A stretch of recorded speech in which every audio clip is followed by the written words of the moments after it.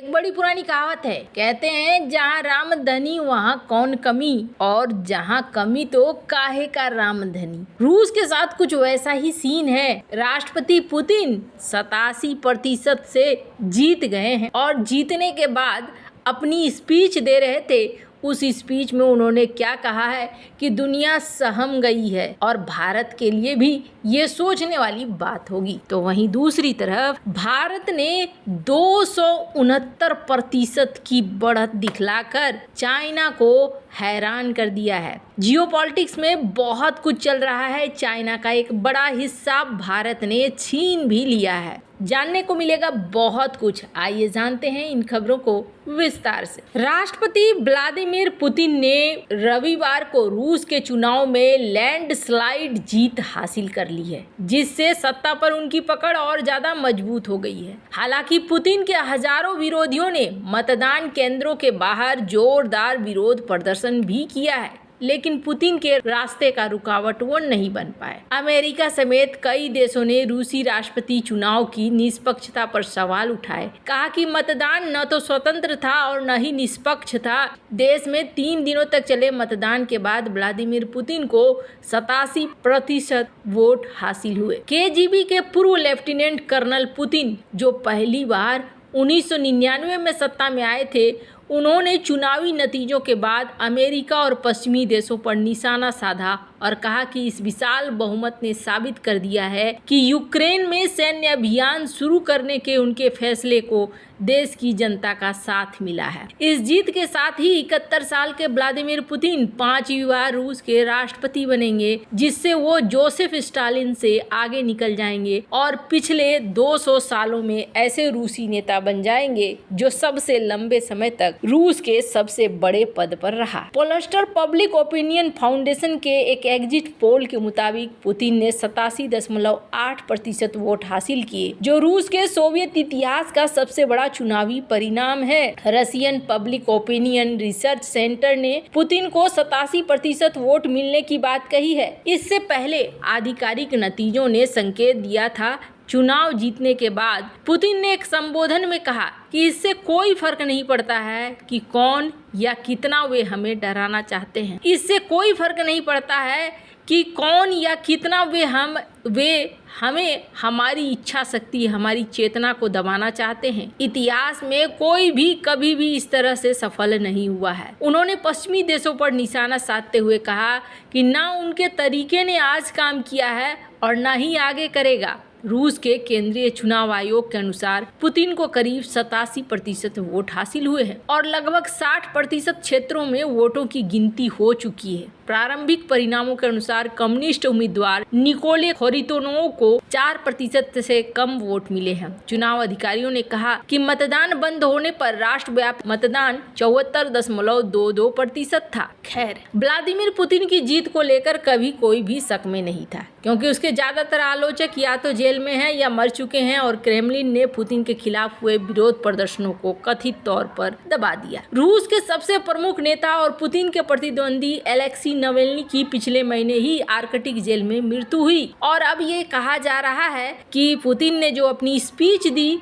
उसमें उन्होंने इस बात को जिक्र किया और कहा कि ये जो कुछ भी हुआ है ये दुखद है और इसमें पुतिन दुखी है कि ऐसा नवेल्नी के साथ हो गया, उनकी मौत हो गई। वैसे आपको बता दें, पुतिन ने वर्ल्ड वॉर 3 की धमकी भी दे दी है इसी स्पीच में। स्क्रीन पर आप आर्टिकल देख सकते हैं कि अगर नाटो यूक्रेन में आता है तो समझ लो कि तीसरा विश्व युद्ध शुरू हो जाएगा। हमने आप इससे पहले ही खबर में बताया था कि फ्रांस और रूस के बीच में चीजें कुछ ठीक नहीं चल रही हैं। खैर, जहाँ एक तरफ ये सब कुछ हो रहा है, वहीं दूसरी तरफ भारत ने 269% का झटका देकर हैरान कर दिया है। अब किस मामले में दिया है? भारत काफी तेजी से खिलौनों का व्यापार बढ़ा रहा है। खिलौनों का व्यापार पहले और आज के समय में बहुत ज्यादा बदल चुका है। स्क्रीन पर एक आर्टिकल देखिए जिसमें आपको दिख रहा है कि भारत ने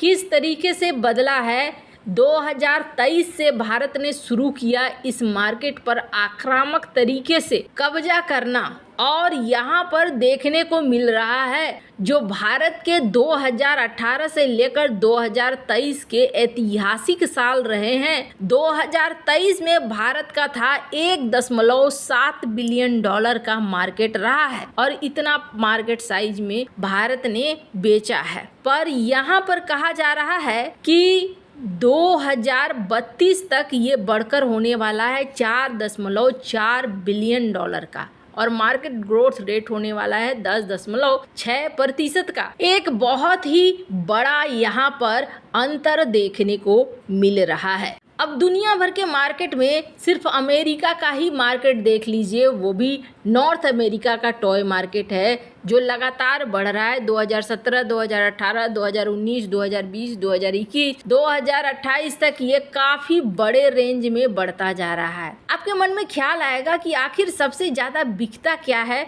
तो आपको बता दें यहाँ सबसे ज़्यादा बिकता है डॉल, यानी कि गुड़िया सबसे ज़्यादा बिकती है और उसके बाद बिकते हैं गेम्स और पजल। उसके बाद जो छोटे बच्चों के लिए प्री स्कूल की चीज़ें होती हैं वो ज़्यादा बिकती हैं।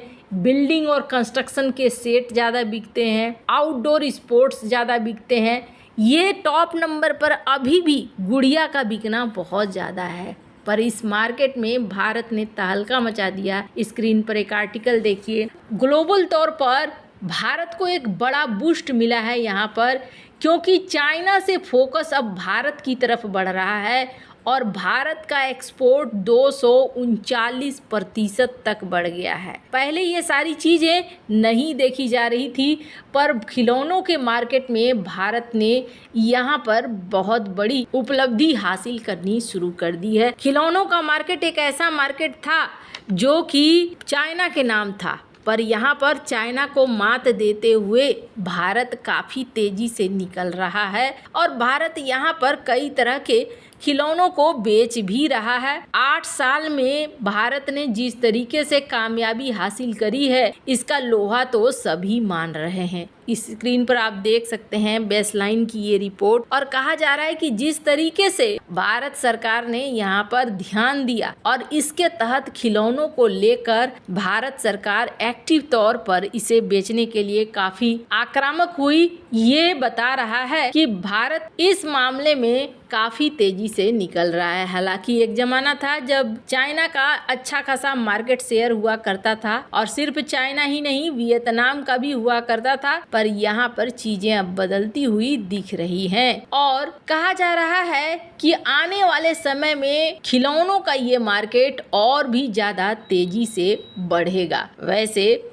आपको क्या लगता है इन सब मामले में, आपकी क्या राय है, कमेंट कर जरूर बताएं। जल्द मिलते हैं अगले वीडियो में नई खबर के साथ।